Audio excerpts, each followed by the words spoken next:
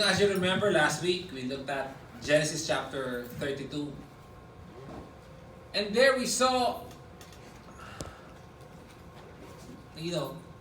Jacob fearing for his life because he heard that his brother Esau was on the way to meet him with 400 men, an army. He was so afraid that he couldn't sleep that night. And despite the danger of crossing the river, he crossed the river to bring his last batch, his wife and his kids across. Because he was fearful. Then he came back and he was all alone in the stillness of the night. Then out of the blue, somebody grabbed him. Somebody wrestled with him and they don't know. He had no idea who that guy was. Was it an assassin that's about to kill him? As an assassin that Esau sent? Was it a robber? Was it one of the guards of the gods? And he wrestled with this man till daybreak. To the point that Jacob was resistant on giving up his sin. Until the man, God, broke his hip, his socket. And without any energy, he was clasping to God and telling God, God, I will not let you go until you bless me. He was not wrestling with God and winning. He wrestled with God and lost. And now he's just pleading to God, clinging to God. God, bless me. Indeed, God blessed him by changing his name from Jacob to Israel, meaning God will fight for me. Israel means God will fight for me, or God the conqueror, the one who will conquer for him. Now, right after that episode, because that happened nighttime until morning. Because God said, I must go because dawn is about to happen. And the Bible says, no one has seen the face of God and lived. So the angel, the man, God, had to leave. And he didn't leave, blessing Jacob. Now, as the sun was rising, from the distance, Jacob saw shining stuff coming towards him. And lo and behold, coming towards him at hindsight already is the army of Esau. And we read that in verse 1. It says, Then Jacob lifted up his eyes and looked, and behold. What a scary imagery. We were just watching the movie War Dogs.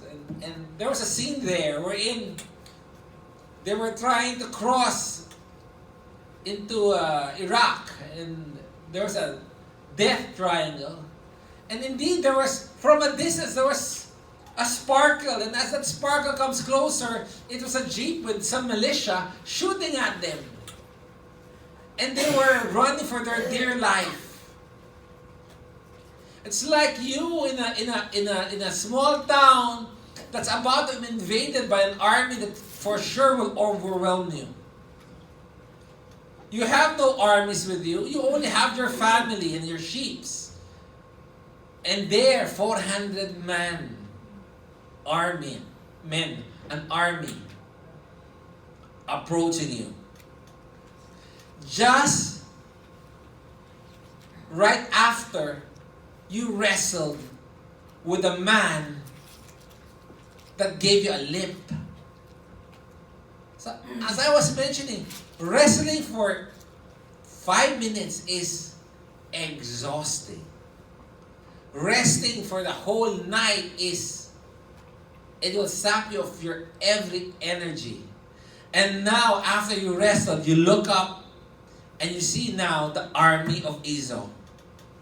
Then Jacob lifted up his eyes and looked, and behold, Esau was coming, and 400 men with him. So he divided the children among Leah and Rachel and the 2 maids. He starts dividing.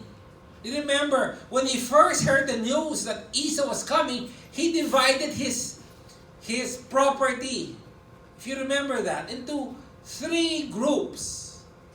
So that if the first group got attacked, what happens? The other group can escape. And so that after the first group will report, oh, what did my brother say? Then the next group, okay, what did my brother say?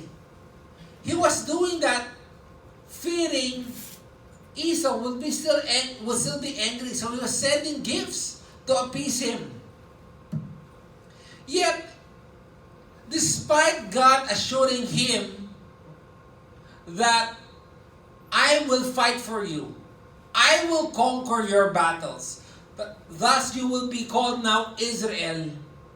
You notice, Jacob was still acting similarly before his encounter with God.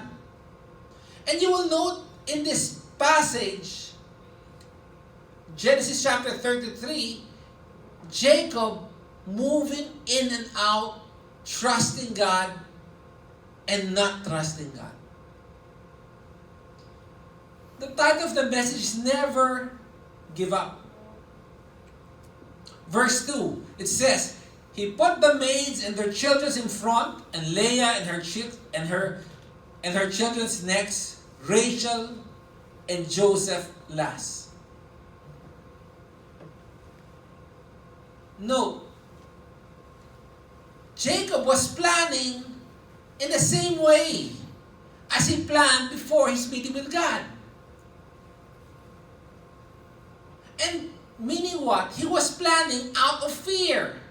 Despite the fact God said, I am your conqueror, I will fight for you. Yet he was acting as if he has to be, what's the term? Prudent. Now, there is a ground for the fear of Jacob, right? Remember when Jacob was told by Rebekah to leave because your brother said, I will kill you? And Rebekah said, don't worry, the moment your brother is not angry at you, I will send word. Guess what? Rebekah never sent word. Which means what? The brother is still angry in all intents and purposes of Jacob. Esau never sent an emissary to Jacob. None of the people that met Esau came back and said everything was okay. So for all intents and purposes, Jacob has a reason to fear. And now, in flesh and blood and bones, he sees the 400 armies of Esau coming towards him. And what does he do? He starts fixing his family to the least important to the most important. Slaves muna, then the maids, then Rachel, Leah, correct, and his children, then Rachel and his children. Clearly, there is favoritism. Note, among all the kids of Jacob, it was only Joseph that was mentioned. Imagine if you're the kid of Jacob. Let's say all of you are my kids, and there's an army coming in. I remember in the haunted house in Japan with my kids, or in Enchanted Kingdom with my kids. I always tell them, kids, go ahead. I'll watch your back. And I will push them. And they will push me. Dad, no. I'll watch your back. But I was just afraid. And all my daughter, my son, when I push them, right? They feel I'm feeding them to the lions. Similarly, if you're the kid of Jacob, what would you feel if you're in front of the line and you know that the favorite is at the back? There was favoritism already. Even the way they arrange. If you're the child in front, you feel you're expendable. Dad doesn't really love me. I'm the first one to be sacrificed among all my siblings. Verse 3. Then, Jacob is all of a sudden brave again. But he himself passed on ahead of them and bowed down to the ground 7 times until he came near to his brother. After fixing it, all of a sudden, Jacob said, No. I'll go ahead. There's bravery in him. Not like in the past. Yes, he planned, but when it was time to execute, he said, no, I'll be in front. The new Jacob, Israel, is not a coward anymore. And here we see Jacob bowing as he approaches Esau. 7 times. As a slave would do to a master. That's remarkable. Because what was told by the prophet, when it was prophesied, they said, the older will serve the younger. The older will bow down. But now, what's happening? It's the younger child, Jacob, that's bowing down to Esau. Verse 4. Then Esau ran to him. I mean, nobody knows, neither Jacob or his family or the reader of this knows what's the intention of Esau, right? Oh man, he's now running towards me. Will he scold me? Will he slap me? Will he attack me? Will he kill me? Jacob now is under the total mercy now of Esau. I mean, what can a limping man do? 120-year-old limping man. How can he evade his brother running after him? The brother that said, I will kill you because you stole everything from me. With 400 men, with him running now towards you, what would you feel? Then Esau ran to meet him and embraced him, fell on his neck and kissed him, and they both wept. Instead of anger, Esau embraced him. No matter how deep the resentment was between Jacob and Esau,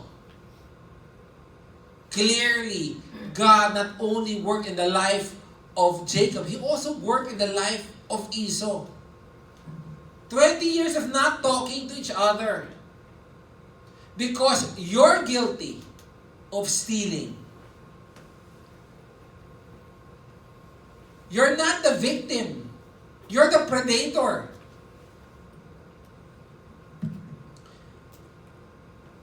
It was probably unlike Esau to give such a reaction towards Jacob. What happened was quick. He ran, couldn't help. It's like the prodigal son, right? The prodigal son, from afar, what happened? The father ran. He saw his son, and when he saw his son, his tummy was, he felt like vomiting, the word there. Because his son now looks like a rag. And he couldn't help but run towards him. Exactly. Hugged him, kissed him in the neck repeatedly. When Jacob met Esau, he acted like a servant. But when Esau met Jacob, he treated him as a brother. He embraced him, he fell on his neck, he kissed him and wept. So I asked myself, is the fear of Jacob unfounded? I don't think so. The only thing here is that God was able to work in the heart of Esau. Proverbs 21 verse 1 says, "The king's heart is like channels of water in the hand of the Lord. He turns it wherever He wishes." God can turn the hearts of your worst enemy. As God can change you, He can change them. In verse, you will notice, none of the brothers mention the past infractions of Jacob. None of them brought up, "You stole from me." None of them. In fact, you will notice Jacob in his wording was very, very choosy with the words that he uses when he was talking to his brother, so that not to bring the past incident at the table. You know, sometimes we have this thing. Let it all out on the table. Let's just say everything and get away with it. Get it over with. But sometimes, if God has taught you to forgive a person, no need to dig into the past. If God has worked in you and gave you the ability to genuinely forgive them.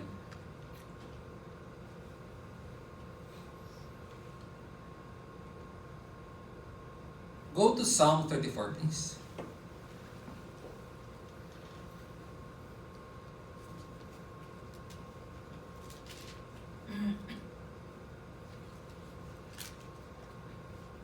Psalm 34, verse 4 says, "I sought the Lord, and He answered me, and He delivered me from all my fears." Jacob prayed to God to deliver him and to deliver his family. in Penuel. And now, God has answered his prayers. I remember do you know Alexander the Great? He's one of the greatest conquerors of history. When he was trying to conquer the whole world, there was this one part wherein he has not conquered. And after that, he said this famous line, "No more world to conquer." He was very disappointed that there was no more world to conquer. But before conquering that last land, he had to rest at Tyre. And he felt that he could not leave that land unconquered. But the problem is that land was giving him some resistance. So what he did is he sent a messenger to Jerusalem. And there they talked to the leader in Jerusalem. And the leader at the time, his name was Jadus. He was the high priest. To ask for assistance from them. And Jadus said, "Unfortunately, I cannot assist you because I gave my allegiance already to King Darius of Persia. I cannot help you." So the messenger went back to Alexander the Great, and when Alexander the Great heard about it, he was furious. Everybody was expecting Alexander the Great to annihilate him. I remember Genghis Khan, that happened too, right? When Genghis Khan was about to conquer this place, normally what he does is he sends an emissary and says, "Surrender or we'll kill you." And the guy said, "Tell your boss, no, we'll kill him." And when Genghis Khan heard that, he ensured that everybody was killed. If I'm not mistaken, the leader was left alive with no hands and feet. But everybody was literally killed, even babies. So when this great ruler, Alexander the Great, was rebuffed by Jadus, he was furious, and everybody was expecting that he will get killed if in case Alexander the Great won the war. True enough, Alexander the Great won the war. And that's a problem. Jadus now is terrified for his life. After the war, Alexander the Great went to Jerusalem. Time to meet the high priest, the one who refused to help me during my last war. And the high priest was so afraid. He told all the men to wear white, and all the priests to wear all those elaborate, because he's the high priest and he has other priests. All the elaborate priests to wear all their elaborate costumes. And as Alexander the Great was coming into Jerusalem with all his army, Jadus came out with his people all in white and the high priest, and everybody was expecting him to slaughter Jadus. But instead of slaughtering him, Alexander the Great just gave his peace and bowed down to that Jadus. And the people were surprised. What? He did not support you. Why are you bowing down to him? And Alexander the Great said, "It's because few nights ago I had a dream. that God will deliver me from this battle. And there, the high priest was the one who told me. And now when that high priest came, it's as if it's the same high priest that spoke to him in his dream, sent by God. My point being here is that God also controls our enemies. We might not have control over them, but God has control over them. He has control over Esau. He has control over Alexander the Great. God said to Jacob, I will fight your battles. I will be your conqueror. Be still and know that I am God. But a lot of times we want to fight. A lot of times we want to worry. For what? Nothing. It's like saying,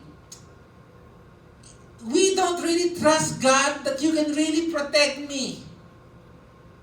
God, I don't think you really know the scope and the ramification of what's happening in my life. God, you are there, but I'm here. I see the army. I see my brother. I see Alexander the Great. I don't see you. Without faith, you cannot please God. That's what the Bible says. But God says, I have control of the hearts of the kings. It's like river in my hands. And I point it wherever I desire. Yesterday, I had a great lunch with my wife. She keeps on saying, Barbie, treat me well, treat me in a good restaurant. Blah, blah, blah. And I said, okay, where do you want to eat? And we ate in a good restaurant. And it's just us two. And during there, she was making a case. She was making a request. It was a valid request, a very good request. And the thing there is, but I think otherwise, and she think, but I see her point. But I told her something. So I could just pray about it. Pray about it. Pray to God. Pray to God to change me. Because based on me, I see it this way. But you pray to God, and God can change me. I know that. God can change me. So for spouse, husbands, wives, it works. Well, in the case of my wife, I don't know if she prayed, but you can really plead to God. And like Jacob, he is our conqueror. He will fight for us. Verse 5. He lifted up his eyes and saw the women and the children and said, Esau is speaking, Who are these with you? So he said, the children whom God graciously given your servant. Esau, being the more superior between the two, was the one who initiates the conversation. Note the response of Jacob. The children whom God has, he did not use blessed, but graciously. And commentators are saying that the reason why he did not use the word bless, diba? Children are the blessing from the Lord, is so that not to hark back to the blessings that he stole. It might trigger, blessings, bless. So he used the word graciously, which entails the concept of forgiveness. So, the children whom God has graciously given your servant. He was submissive to Esau. Verse 6. Then the maid came near with their children, and they bowed down. Leah likewise came near with her children, And they bowed down. And afterwards Joseph came near with Rachel, and they bowed down. Total of 16 people approached Esau. They would approach, they would genuflect, then they would make room for the next batch who would approach Esau and genuflect towards Esau, then move to the side without speaking a word. Verse 8, and he said, "What do you mean by all this company which I have met?" He said, "Okay, Jacob, you sent me all of this stuff, right? This past few days. Why? Why were you sending me all of this? Cows, camels, gold, servants." He was sending everything, right? And he replied, "To find favor in your sight of my Lord." You know, that was very uncommon for Esau, to Jacob to reply that. But now, Jacob, a new man, was honest and was forthright about his intention. You know, brother, I was sending you that to appease you. Because I was afraid that you might really kill me. Because the last time I heard, you wanted to kill me. And that was his intent, right? He said that in the last chapter. I'm sending this gift in order to appease my brother. I wonder if he will be appeased. Verse 9. But Esau said, "Brother, I have plenty, my brother. Let what you have be yours." Honestly, thanks a lot. I don't need it. I'm wealthy too. And he calls Jacob my brother. But note, Jacob was never able to reciprocate. He keeps on calling him my Lord. He keeps on addressing himself, your servant. Despite Jacob stealing the double portions of the first son, despite getting the wealth of Esau, Esau was still blessed.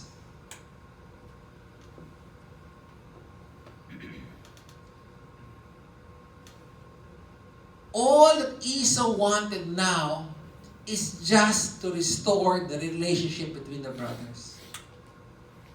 He doesn't care about the wealth. He doesn't care about the money, the servants. You can have it. I just want us to bring back the relationship we had when we were young. That was the intent of Esau. You know, I was telling myself, if I would look into the life of Esau, and I would look into the life of Jacob, the chosen one should be Esau. He's really a nice guy. Well, at least my appreciation. He just wanted to restore his relationship with his brother. While Jacob, honestly, he did not. You will see. He was a thief. He was a deceiver.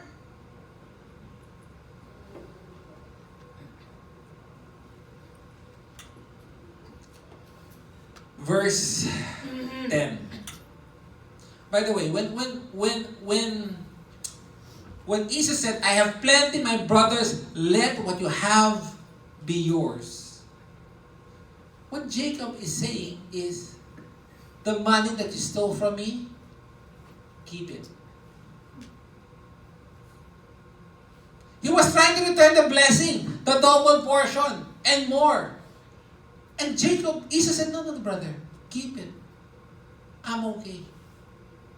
I mean, what would it make you feel if you're Jacob? I'll feel really bad. Huh? Verse 10, Jacob said, "No, please.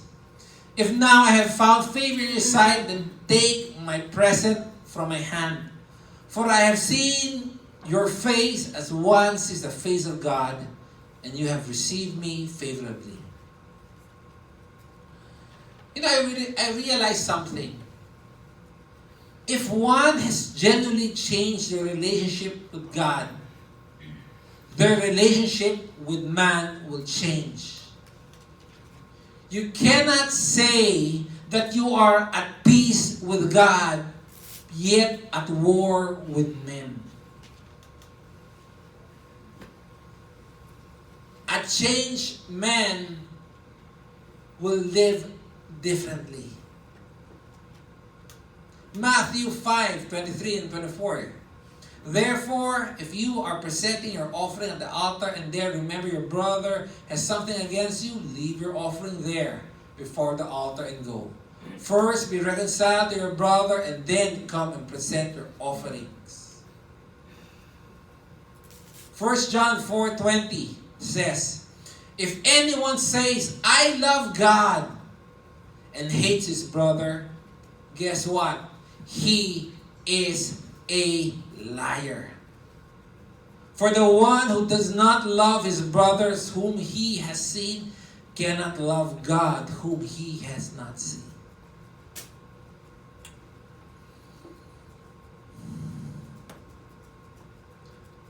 You cannot be at peace with God, yet at war with men. If you think you can, the Bible says, you are a liar. You're not at peace with me. Is what it says. And when Jacob said, I see your face as one sees the face of God. What happened in Peniel? Jacob saw God and he lived. His life was spared. Now here, Jacob saw Esau and his life was spared. The old Jacob prevailed against God and man. The new Jacob finds favor with both God and man. Verse 11. Please. So, Esau parang ayaw pa rin eh. So, Jacob said, please take my gift, which has been brought to you because God has dealt graciously with you because I have plenty. Thus he urged him, and he took it. Jacob was insistent. In Peniel, he said, I will not let you go until you bless me. Now, Jacob is telling Esau, I will not let you go until you accept my gifts.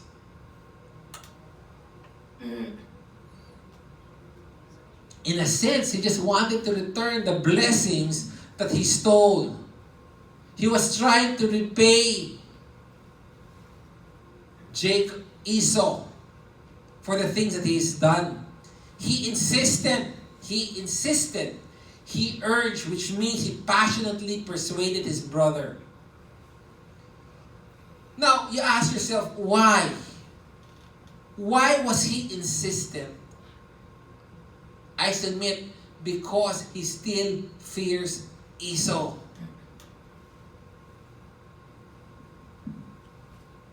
He wanted Esau to really commit because it is not in their culture for an enemy to receive a gift. The moment you receive a gift from an enemy, you're saying you're not my enemy anymore. You're acknowledging that the war is over. And he couldn't take the word of his brother that things are over. He wanted his brother to show that it's really over. Accept my gift, please. Then I'll know that you are not angry anymore towards me. Thus, Esau took it. Everything's fine now. We have formalized our pact of forgiveness. Things are now restored between brothers. The blessings that I stole from you, I have now returned, and you have accepted and forgiven me. Then Esau said, let us now take our journey and go, and I will go before you. Esau now, okay brother, let's now go together. Let's journey back. I will lead the way. Let's live in the same land. We're now brothers. As I said, Esau was only concerned in bringing back that relationship. And he said, I will lead the way. I will guide you. This is my land. But, verse 13, he said to him, my Lord, know that the children are frail, and the flocks and herds which are nursing are a care to me. And if they are driven hard one day, all the flocks will die. Please, let my Lord pass on before his servant, and I will proceed at my leisure, according to the pace of the cattle that they are before me, and according to the pace of the children, until I come to the Lord at Seir. Note, despite that, Jacob could not still call Esau his brother. Right? And he could not accept, and he was giving this excuse that, if we join you, my animals will die because your pace is very fast. I'm with young kids who are frail, which means probably some are sick, and young cattle, they will die. So go ahead at your pace and we'll follow you. I mean, an army marches kind of fast. And if you see photos of herdsmen walking with their family, it's kind of leisurely. But you know what? I realized Jacob was lying. He had no intention in following Esau. He had no intention on bringing back that relationship. Look at verse 15. Esau said, please, if you don't want that, if you don't want to join me, please, let me leave with you some of my people who are with me. I'll leave you some of my armies to assist you, to protect you. But he said, what need is there? Let me find favor in your sight, of my Lord. Brother Esau, no need, no thanks. Why? Because he intends not to follow him. He knew that. What a kid, right? Sabi ko nga, if there's a chosen one, it should be Esau. But it only shows the gospel. Jacob I love, Esau I hate. Not because of what they've done, because of my choice. Romans, right? He offered to leave his army, part of his army, to assist him in taking care of the kids, and taking care of the flocks, and protecting them from any bandits. Yet he protested. Clearly, Esau was concerned for the safety of the brother, nothing more. Yet Jacob was sidestepping because he had other plans. And he was lying through his teeth, and he knows it. I mean, how can he not follow if the people of Esau was with him, right? So Esau knew that Jacob was politely saying no. Verse 16. But Esau doesn't know that Jacob will not follow. So Esau returned that day on his way to Seir. Okay, I'll go ahead. Jacob journeyed to Succoth and built for him a house and made booths for his livestock. Therefore, the place is named Succoth. Seir is south. Succoth was northwest of where they are. Almost the exact opposite. Jacob said, I will follow you. Just go ahead. But the moment that Esau was out of sight, guess what? He goes up north. He had no intention.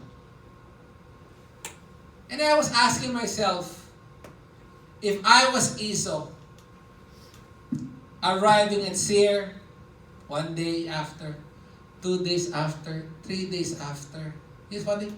Oh, what happened to Jacob? Right? Where's my brother? 1 month, 2 months, then that sinking feeling. He lied again. Wow, when will this stop? When will this stop? This lying, deceiving ways of Jacob. Jacob wrestled with God, and God broke his hip. Jacob clung to God and said, God, I will not let you go until you bless me. And did God bless him? And Jacob was a changed man. Yet there was still a lot of Jacob in him. If you look at Jacob, if you look at Abraham, was it Genesis chapter, I think 15 or 16? When God changed the name of Abraham from Abram to Abraham. From that time, the name of Abraham Abram was never used. In the case of Jacob, the moment that God changed his name from Jacob to Israel, Jacob was still called Jacob 45 times. And Israel 23 times. Meaning what? There was a lot of the old man inside the new patriarch. He was still falling, stumbling, lying, disobedient to God. Amazing. Aren't we all? Despite all the blessings, we're acting like Jacob, not Israel. Verse 18. Now Jacob came safely to the city of Shechem, which is the land of Canaan, when he came from Paddan Aram, and he camped before the city. He bought a piece of land where he had pitched his tent from the land of the sons of Hamor, Shechem's father, for 100 pieces of money. Not only did Jacob lie, Jacob did not follow God. God wanted Jacob to go to Bethel. God told him, I am the God of Bethel. So when God called him back, God was expecting him to go back in Bethel. Yet he ended in another city. Now, what happened when he settled there? In chapter 34. The rape. Remember? The rape that happened in his family and the eventual slaughtering. Right? Then in Genesis chapter 35, God reiterated, go to Bethel and settle there. Not only was Jacob lying to his brother, he was also disobedient to God. That's why in this passage, he was still called Jacob. Verse 20. Last verse.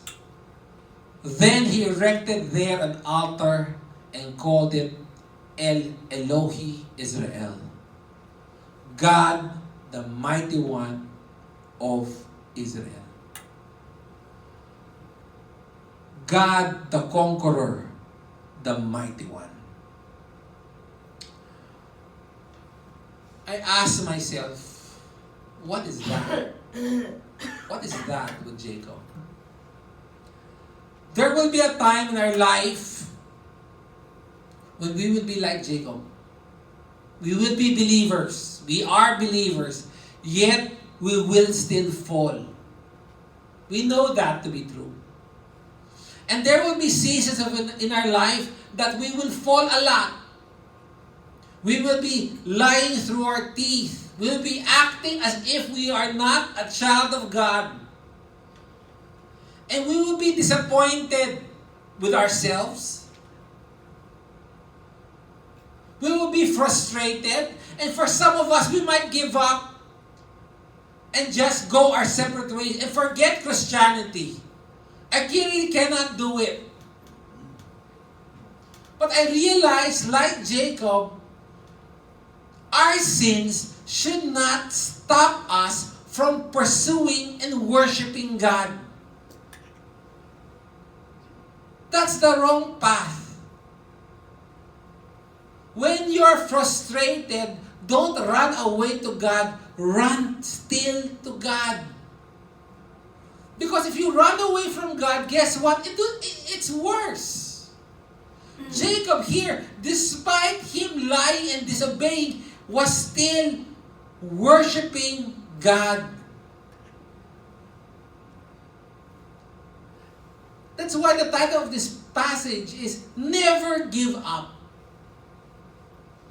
Jacob, despite his new nature, his new identity, was still sinning, yet it did not stop him from still worshiping.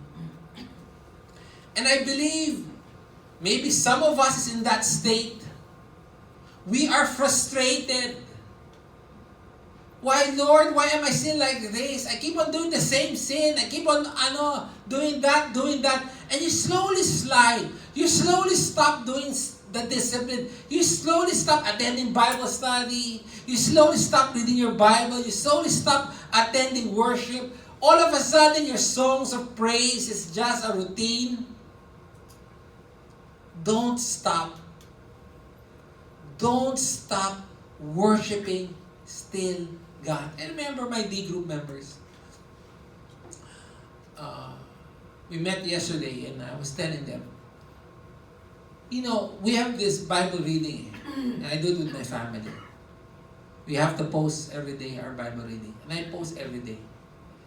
Trust me, there are some days I don't want to read my Bible. Believe me, I really don't want to read my Bible. I do. There are some days I'm high, I read my Bible, great. There are some days I feel so sinful, guess what? I still read my Bible. There are certain things us Christians should not stop doing. And that's pursuing God in worship. Like Jacob, we should not give up on God. We are to worship Him no matter if we've fallen a lot of times. Thus says the Lord. Amen. For our last